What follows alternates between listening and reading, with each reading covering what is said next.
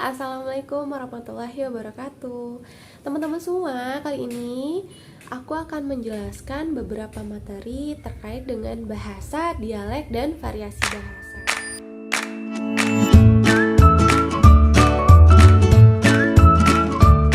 Nah, di sini aku akan mengutip pendapat ahli yaitu Hudson yang menjelaskan bahwa bahasa sebagai satu set item linguistik dengan distribusi yang serupa. Nah, seperti yang teman-teman ketahui, bahwa seluruh negara yang ada di dunia ini pasti akan menggunakan bahasa sebagai alat interaksinya. Nah, termasuk kepada negara Indonesia yang menggunakan bahasa Indonesia sebagai bahasa nasional. Dapat teman-teman bayangkan bahwa ketika kita tidak mempunyai bahasa, maka kita akan bingung dalam berinteraksi, berkomunikasi dengan teman-teman, atau dengan makhluk hidup lainnya. Nah, ketika kita bicara tentang bahasa, kita juga akan berbicara tentang pola bicara manusia. Nah, setiap daerah memiliki bahasa yang berbeda, mungkin dari segi suara, kata, bahkan dari fitur gramatikal. Nah, selanjutnya yang mempengaruhi bahasa itu juga berbeda di setiap daerahnya, yaitu yang pertama dari letak atau wilayah geografisnya. Lalu yang kedua itu kita akan melihat bagaimana kelompok sosial dari daerah tersebut. Nah, itulah yang membuat bahasa itu berbeda-beda. Tetapi di sini saya ingin tekankan bahwa bahasa itu bersifat unik. Nah, teman-teman, kita akan lanjut membahas tentang dialek. Nah, mungkin dari beberapa teman-teman sudah tidak asing lagi dengan kata dialek ini. Yang perlu teman-teman ketahui bahwa setiap daerah itu memiliki dialek yang berbeda-beda.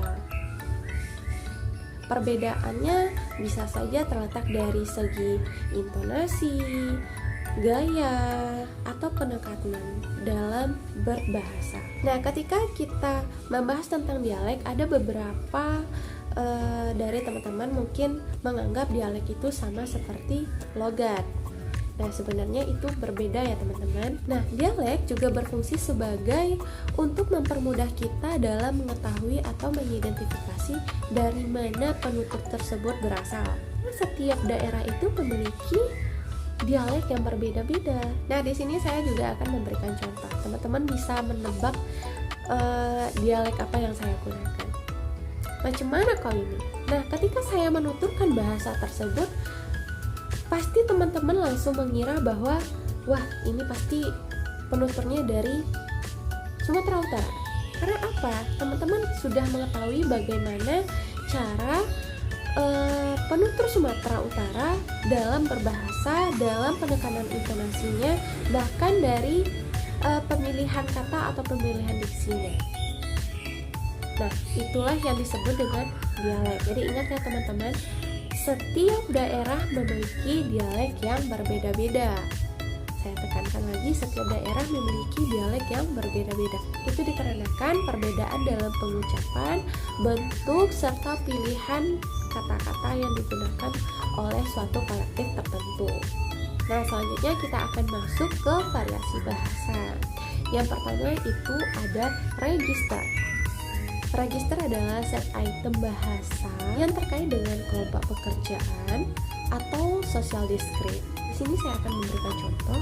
Ketika teman-teman dirazia oleh salah seorang polisi dengan temannya, maka teman-teman akan mendengar beberapa bahasa yang tidak teman-teman ketahui atau rasanya sangat asing bagi telinga teman-teman.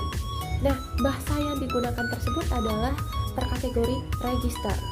Contoh, ketika seorang polisi mengatakan operasi, nah, operasi yang dimaksud itu bukanlah operasi seperti dokter, yaitu membedah atau melakukan suatu tindakan untuk menoreh kulit atau yang berhubungan dengan medis, bukan.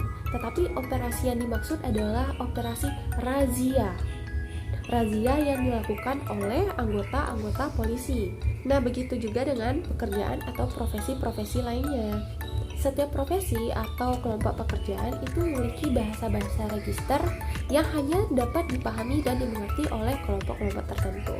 Nah, selanjutnya saya akan memberikan contoh yang kedua, yaitu yang dilakukan oleh pelaku marketing, seperti istilah dari kata gendo.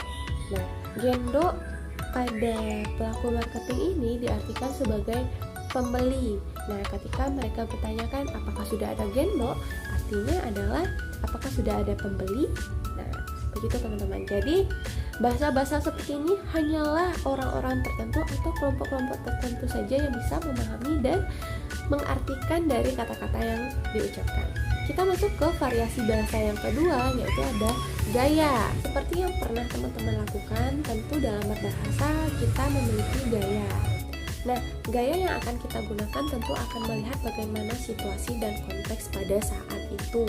Dengan contoh, ketika teman-teman ingin presentasi dalam ruang perkuliahan, tentu teman-teman akan menggunakan gaya yang formal atau menggunakan bahasa yang formal seperti menggunakan saya, Anda, dan bahasa-bahasa formal lainnya. Ini dengan gaya-gaya formal yang seharusnya kita lakukan. Tetapi akan berbeda ketika teman-teman sedang pergi bermain, mengobrol dengan situasi yang santai, maka teman-teman akan menggunakan gaya bahasa yang santai juga. Teman-teman bisa menggunakan bahasa yang non-formal ataupun bahasa gaul-gaul yang pernah teman-teman lakukan. Nah, untuk variasi bahasa yang ketiga yaitu ada keyakinan. Keterampilan merupakan yang ditampilkan di antara beberapa pembicara yang paling dikenal. Nah, sekian dulu materi yang dapat saya sampaikan pada kesempatan kali ini. Semoga materi yang sangat sedikit ini bisa bermanfaat dan bisa berfaedah untuk kita semua dan bisa menjadi referensi bagi teman-teman yang menonton. Terima kasih dan mohon maaf atas segala kekurangan dan kekhilafan yang ada di dalam video ini. Saya akhiri, assalamualaikum warahmatullahi wabarakatuh.